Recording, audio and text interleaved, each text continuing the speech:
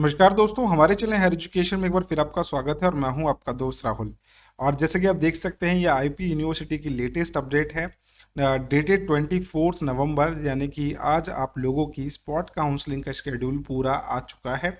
तो डिटेल में डिस्कस करने वाले हैं। काफ़ी लंबा नोटिस है और बहुत सारी चीज़ें हैं जो इसके अंदर लिखी हुई हैं। एक एक करके सब कुछ कवर करेंगे। तो ये जो होने वाला है, स्पॉट राउंड के बारे में दिया हुआ है। तो 8 कोर्सेज की स्पॉट राउंड कंडक्ट कराई जाने वाली है और इसमें BJMC, BCA, BCom honours, BBA, BEd, BHMCT, BTech lateral entry और एमबीए आईटी के लिए स्पॉट राउंड होने जा रहा है। अब यहाँ पे क्या लिखा हुआ है, please refer to the note at the end of every page. अब कौन कौन बच्चे हैं जो एलिजिबल हैं स्पॉट राउंड के लिए। जो बच्चे ऑलरेडी एडमिटेड है वो भी यहाँ पे एलिजिबल होते हैं। A candidate who was allotted a seat in online counselling paid the requisite part academic fee of 40,000 and reported at the allotted college institute in the notified date and time, वो बच्चा भी यहाँ पे eligible है। ठीक है। कौन eligible नहीं है, नॉट एडमिटेड स्टूडेंट भी यहाँ पे एलिजिबल है जिसने 40,000 रुपीज़ पे नहीं करे थे या फिर 40,000 रुपीज़ पे कर दिए थे लेकिन कॉलेज में रिपोर्ट नहीं करा था दिए हुए टाइम पे। और जिस स्टूडेंट को सीट मिली थी लेकिन 40,000 रुपीज़ देने के बाद उसने विड्रॉल कर लिया था प्रोसीजर में से, तो उसको भी यहाँ पे अलाउ करा जाएगा। A candidate who was allotted a seat in the online counseling but did not pay the requisite part 40,000, जिसने पे नहीं करे हैं ऑनलाइन, वो भी यहाँ पे एलिजिबल है। और जिस स्टूडेंट को कोई भी कॉलेज नहीं मिला है एक भी राउंड के अंदर, वो बच्चा भी यहाँ पे पॉइंट नंबर 5 के अंदर मतलब एलिजिबल है। और सिक्स्थ में क्या है, all the registered candidate who have paid the application fee rupees of 1200 and the counselling participation of 1000 but did not fill choices. जिस स्टूडेंट ने ऑनलाइन काउंसलिंग में रजिस्ट्रेशन कर लिया था वो बच्चा यहाँ पे एलिजिबल है और उसने चॉइस फिलिंग नहीं करी थी, बस सीधी सी बात ये है। Not admitted, all not admitted candidates सभी एलिजिबल रहेंगे। Allotted candidate who had chosen freeze or float option, वो बच्चे भी यहाँ पे एलिजिबल रहेंगे। अब स्पॉट राउंड का प्रोसीजर देख लेते हैं भाई क्या होता है। अब पॉइंट नंबर 2 में क्या दिया हुआ भाई, स्पॉट काउंसलिंग है क्या चीज़। जब कोई स्टूडेंट कॉलेज में रिपोर्ट नहीं करता या फिर ऑल दीज केसेज, मतलब जो बच्चे 40,000 नहीं पे कर पाए हैं या फिर कुछ भी XYZ उनका रीज़न था, उसकी वजह से जो एक स्पॉट बन गया है, मतलब वो जो एक सीट वैकेंट रह गई है, अब उसमें ये सारे स्टूडेंट एलिजिबल हो जाते हैं। और इसमें एक चीज़ बात का ध्यान रखना है, all convergence of categories region wise division are completed in the last round of online counselling. The spot counselling shall be considered all seat to be filled as unreserved. यहाँ पे आउटसाइड दिल्ली कुछ नहीं है, इनसाइड दिल्ली कुछ नहीं है, यहाँ पे SC कुछ नहीं है, यहाँ पे ST कुछ नहीं है, यहाँ पे OBC कुछ नहीं है, सब यहाँ पे अनरिजर्व्ड कैटेगरी के अंदर आ जाएंगे। अब जो आपको कॉलेज अलॉट होने वाले हैं वो 1 2 3 4 5 रैंक के अकॉर्डिंग होने वाले हैं, तो इस बात का आपको ध्यान रखना है। यहाँ पे रिजर्वेशंस अब खत्म हो जाती है। स्पॉट राउंड में एक चीज़ और है, अगर आपने पार्टिसिपेट कर लिया, ये मैं उन बच्चों के लिए बात कर रहा हूँ जो अलॉटेड हैं पहले से ही, अगर उनको कॉलेज कोई मिल जाता है स्पॉट के अंदर तो उनकी प्रीवियस सीट उनके पास नहीं रहती है, किसी भी कॉस्ट पे वो आपके पास दोबारा से नहीं रहेगी। अगर आप ये सोच रहे हो कि भाई बाकी राउंड्स की तरह मैं यहाँ पे भी ट्राई मार लूँगा और पुरानी सीट मेरे डैशबोर्ड में शो करेगी, तो भूल जाना। अगर आपने पार्टिसिपेट करा, आपको कॉलेज अलॉट कर दिया गया, then you have to report in this college जो आपको नया अलॉट हुआ है। अगर आपको लगा कि भाई मेरे को नहीं पसंद आया ये जो नया कॉलेज मेरे को दिया गया है, तो आपकी ना तो वो वाली सीट रहेगी ना तो ये वाली सीट रहेगी, फिर आपको जो दिया गया कॉलेज स्पॉट में वही जाके रिपोर्ट करना होगा। ठीक है। अब यहाँ पे क्या लिखा हुआ है इन्होंने नोट के अंदर, failure to report at the institute college allocated in the spot round of online counselling shall lead to cancellation of admission allocated in this round as well as previous allotted admitted seat, जो मैंने अभी आपको point clear कर दिया है। तो spot round को ये मत समझना कि जैसे नॉर्मली मैंने 3 राउंड पहले चेक कर लिए था भाई मिलेगा या नहीं मिलेगा, तो अच्छा मिलेगा तो ले लूँगा, तो ये वाला गेम यहाँ पे मत खेलना। अगर आपको लगता है कि भाई स्पॉट में मैंने चॉइस फिलिंग करी और उनमें से कोई एक कॉलेज मेरे को दे दिया गया और जिसमें मैं नहीं जाना चाहता, तो बहुत मुश्किल हो जाएगा। या तो स्पॉट में वही कॉलेज डालो जिसमें आप जाना चाहते हो, जैसे कि आप महाराजा सूरजमल का लगता है भाई मेरा इतना लेवल है, मेरा वो उस रैंक पे था और मेरे को नहीं मिल पाया, लेकिन हो सकता है स्पॉट में मेरे को सूरजमल मिल जाए, तो सिर्फ सूरजमल ही डालना। अगर उसके अलावा आपने पूरी प्रेफरेंस शीट डाल दी, उसमें से लास्ट नंबर का कॉलेज अलॉट हो गया, तो जो पहले से मिला हुआ है भाई वो चला जाएगा। सिंपल। ठीक है, आगे बढ़ते हैं। और यहाँ पे क्या है, all previous choices shall be treated as null and void. दोबारा से आपकी फ्रेश चॉइस फिलिंग होगी स्पॉट राउंड की, दोबारा से आपको अपनी प्रेफरेंस शीट बनानी है।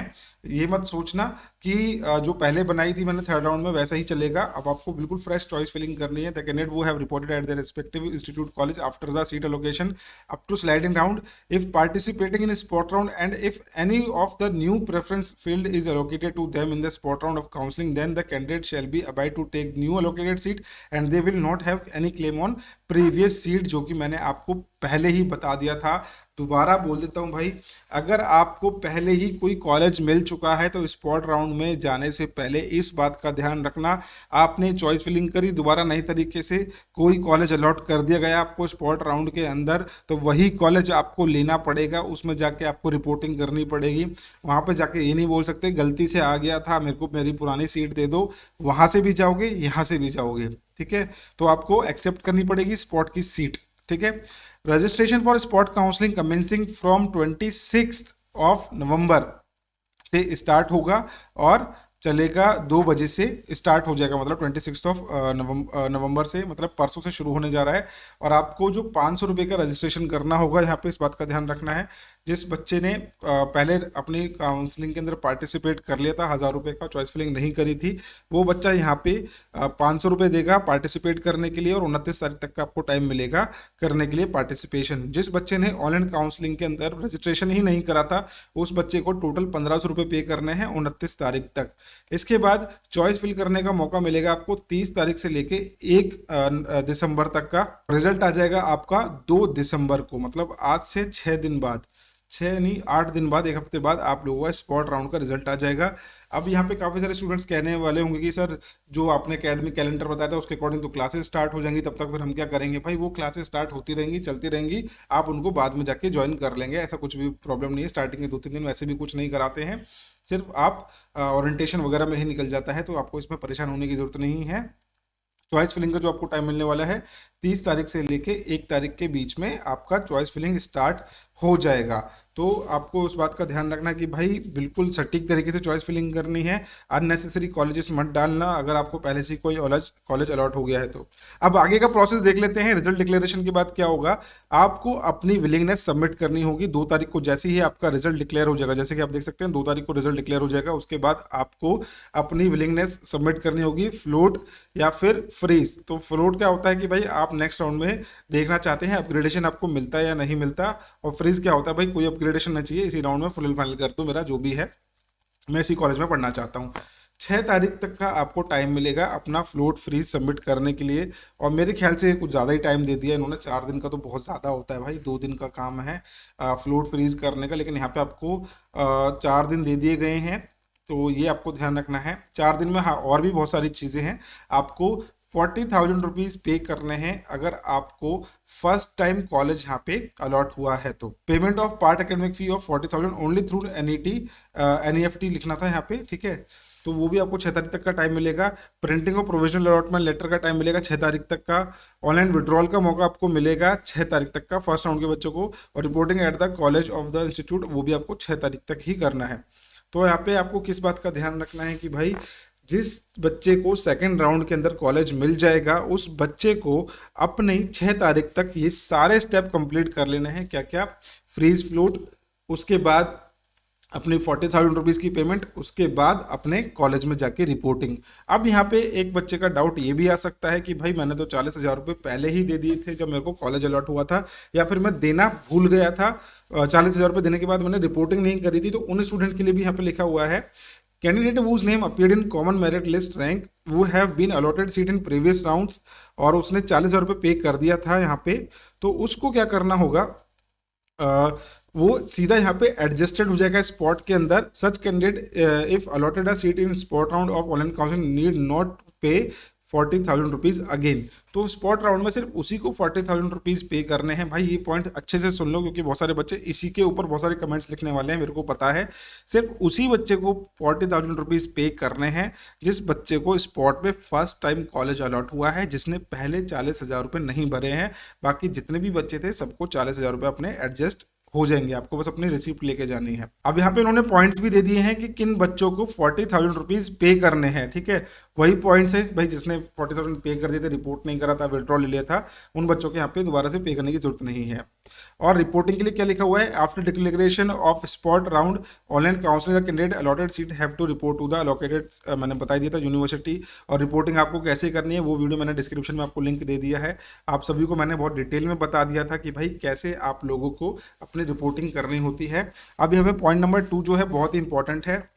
After allotment of seat in spot round of counseling, the candidate, if allotted at seat, retain the seat from earlier allotment, upgraded to higher choices, and if she has made the payment of part academic 40,000, can generate provisional admission slip।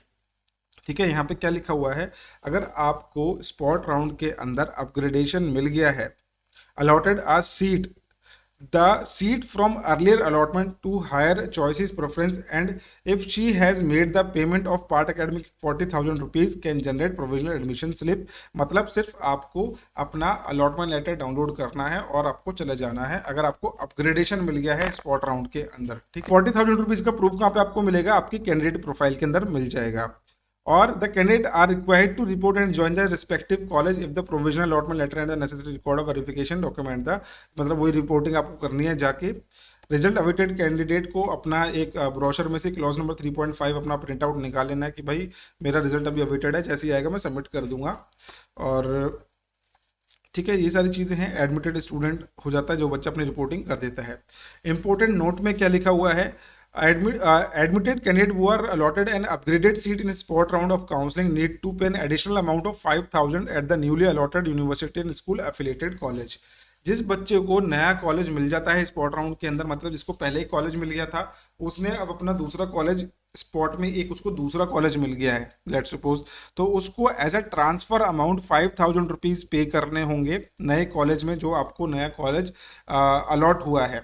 जैसे कि आपके पास महाराजा अग्रसेन था, आपको spot में सूरजमल मिल गया है, तो आपको 5,000 रुपीज़ देने होंगे ट्रांसफ़र करवाने के लिए, क्योंकि आप पूरी सूरजमल के अंदर पूरी फीस तो पहले ही अग्रसेन में पहले अपनी पूरी फीस दे के आ चुके होंगे, तो उस फीस को एडजस्ट करवाने के लिए 5,000 रुपीज़ आपको यहाँ पे करने होंगे।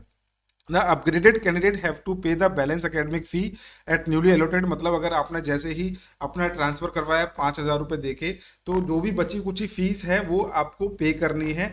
अगर आपके जो नए कॉलेज की फीस कम है, वो बची हुई फीस आपको वापस कर दी जाएगी। मतलब कहने का ये है कि आपको महाराजा अग्रसेन की जो फीस थी वो कम थी सूरजमल से, तो सूरजमल में जो बची हुई फीस है वो आपको 5,000 रुपये के साथ साथ पे करनी है। और इस कॉलेज में अगर फीस कम है पहले मिले हुए कॉलेज के मुकाबले, तो वो फीस आपको कॉलेज वाले रिफंड कर देंगे, ठीक है। तो वो तभी होगा जब आपका अमाउंट ड्यू होगा या फिर ज़्यादा होगा। The candidate are required to take their original document set of copy. ये सारी चीज़ें मैंने आपको पहले बता दी थी भाई रिपोर्टिंग कैसे करनी है। कुल मिला के बात ये है कि भाई स्पॉट राउंड के जो इंस्ट्रक्शंस हैं आप बहुत अच्छे से सुन लेना दोबारा से इस वीडियो को, और पढ़ लेना नोटिस से। मेरे सारे बहुत सारे पॉइंट्स ऐसे होते हैं जो मिस हो जाते हैं, तो आपको ध्यान रखना है कि भाई बहुत ही ज़्यादा क्रूशल है ये स्पॉट राउंड। इसमें सिर्फ हल्के में मत लेना, सीट जा भी सकती है और सीट आ भी सकती है। सो आई होप मैंने सारे ही पॉइंट्स इसमें कवर कर लिए होंगे। और अगर आपको लगता है कि भाई कुछ डाउट है, क्वेरी है, तो हम एक लाइव सेशन रख लेंगे जिसमें मैं आपको और अच्छे से एक्सप्लेन कर दूंगा। बट मेरे को लगता है कि मैंने अच्छे से एक्सप्लेन कर दिया है, रिक्वायरमेंट आपको नहीं लगेगी। और अगर वीडियो अच्छी लगी तो लाइक जरूर करना। मिलते हैं नेक्स्ट वीडियो में इसी तरीके के एजुकेशन कंटेंट के साथ। Thank you so much.